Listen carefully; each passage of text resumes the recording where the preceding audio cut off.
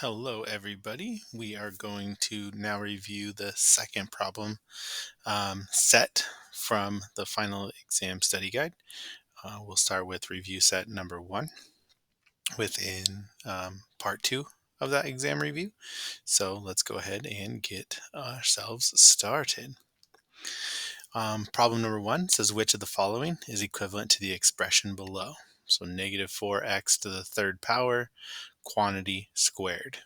Now, you have to remember a few rules here. The first one is when you have an exponent outside of parentheses, we are going to distribute the exponent. So we can think of this in a way as two problems. You have negative 4 to the second power, and then you have x to the third to the second power. Negative 4 to the second power is just negative 4 times negative 4, so that gives us 16. X to the third to the second power, remember that when you have a power to a power, power raised to another power, we multiply those. So this is 3 times 2, x to the 3 times 2 power, which is x to the 6th power. So combining those two solutions, we get 16x to the 6th power, which is answer choice C.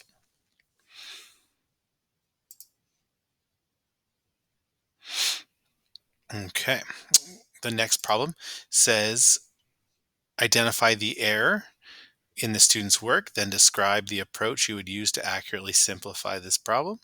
So everything here looks pretty good. We see that we're multiplying the same bases, so we add the exponents. From here, we're dividing the same bases, so we have to subtract the exponents. That's where the issue is. It's right here, right? That doesn't work. When we divide the same bases, we have to subtract the exponents. And so our final answer should be x to the 4th power. Okay, so when we want to describe the error, we would say something along the lines of this student divided the exponents when they should have subtracted them.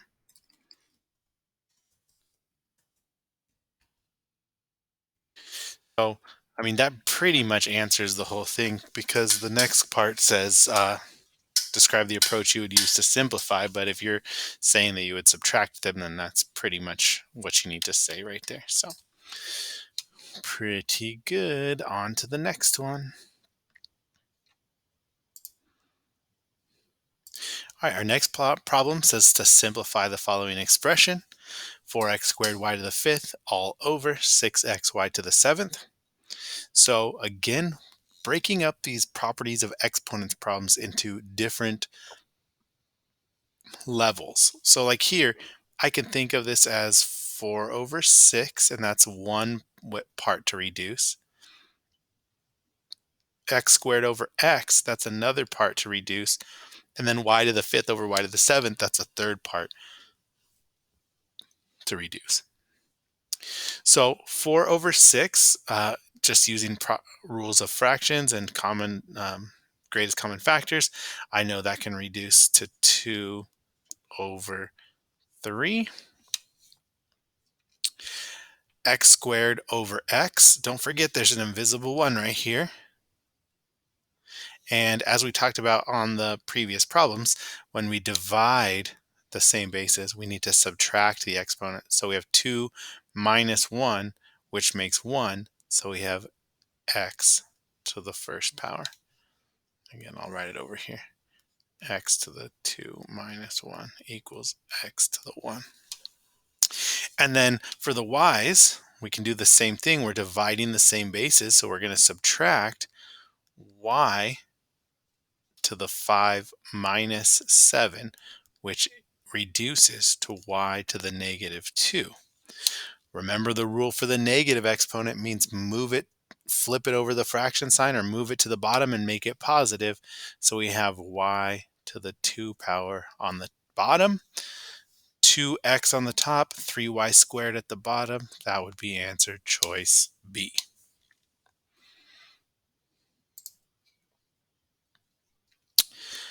All right, and the last problem on this set, evaluate the following expression. Leave your answer as a fraction if necessary. Here, you can notice we're multiplying the same bases. So when you multiply the same bases, we add the exponents. So this would reduce to 2 to the negative 8 plus 5 power, which simplifies 2 to the negative 3rd power. As we've said already, negative power means to flip it and make it positive. So we have 1 over 2 to the positive 3 power, which simplifies to 1 over 8.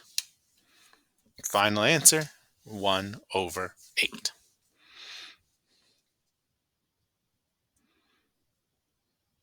All right.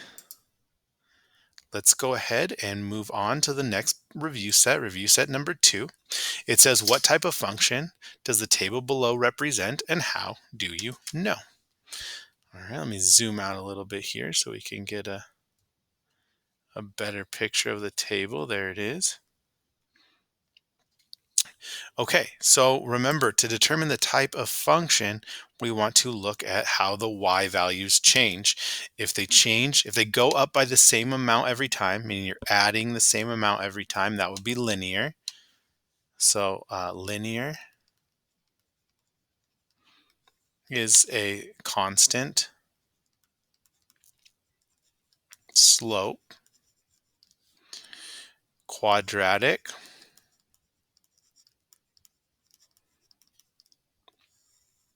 is a constant second difference.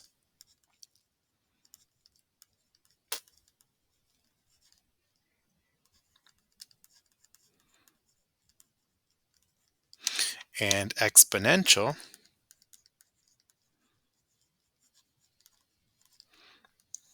is they have a constant multiple.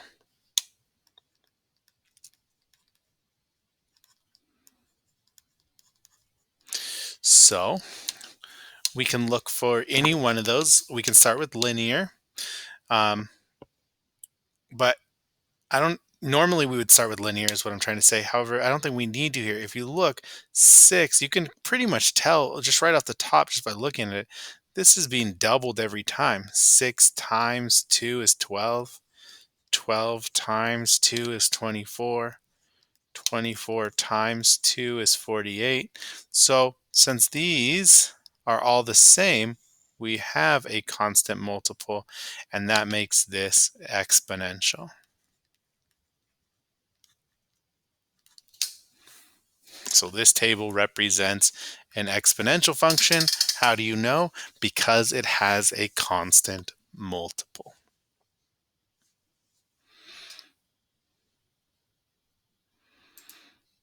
Okay, let's get back to it. Which of the following functions could represent the graph below? So not saying it is the equation for the graph below, but just saying it could represent. Here we have y equals 4x plus 2. That's linear. This isn't a linear equation. That's an exponential. So it can't be that one. Y equals negative 4x plus 2. Can't be that one. It's got to be this one. That's the only one that is an exponential function. How do we know it's an exponential function? It's exponential because it has a variable in the exponent.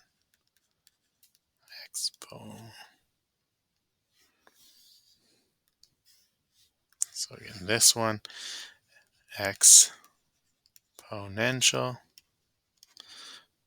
because there's an x in the exponent.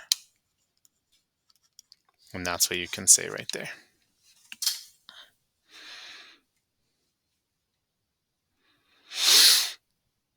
Okay, that is it for review set 2.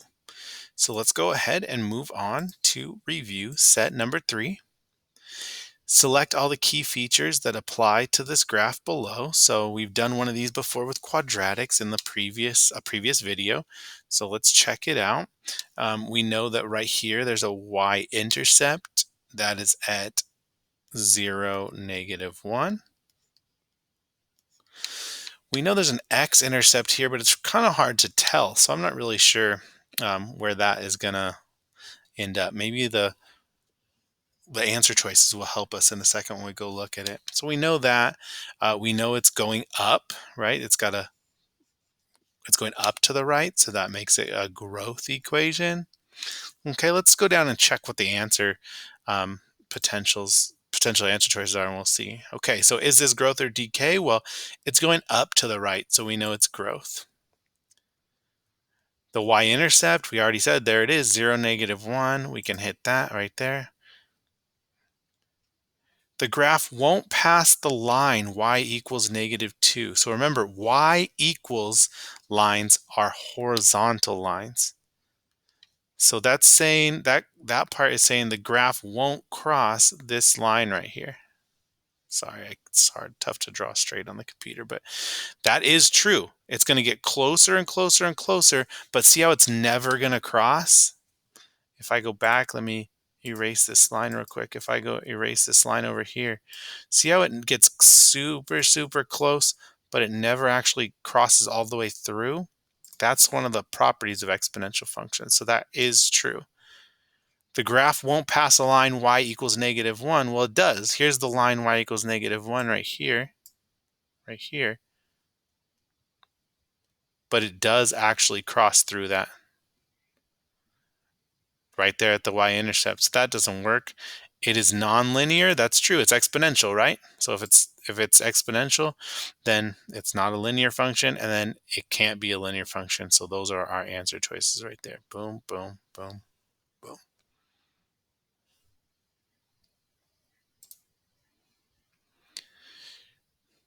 Okay, next problem. Use the following set of points to answer the question below.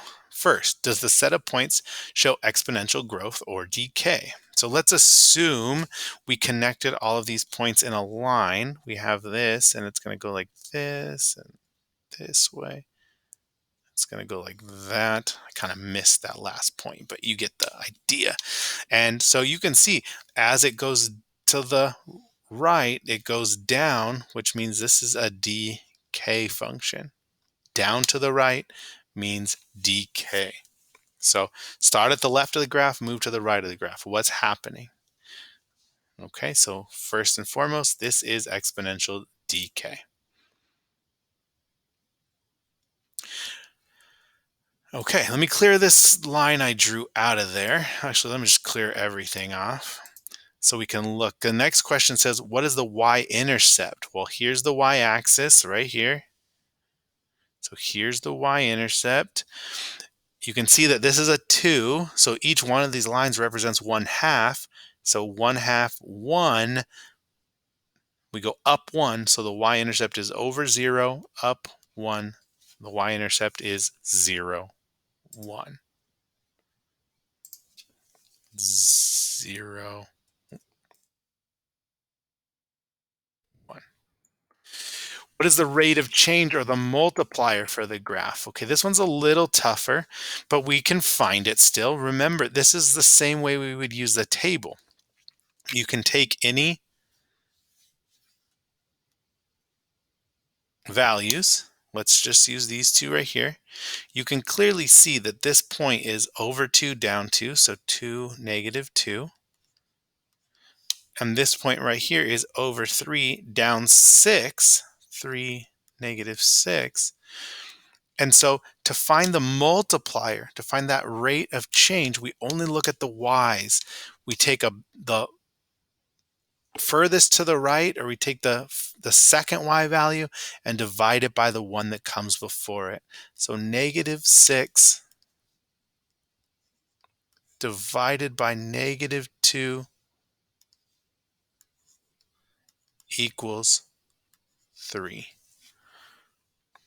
So what is my multiplier? It is 3.